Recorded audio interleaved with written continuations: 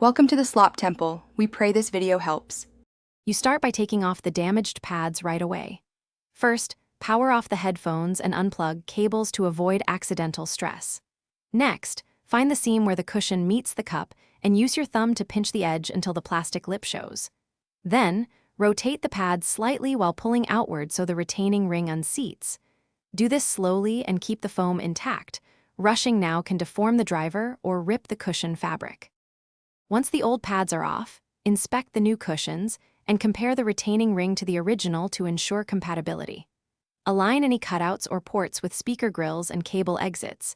This maintains sound and comfort. Start by tucking one side of the inner lip onto the cup, then work around in small sections, stretching evenly rather than pulling one spot.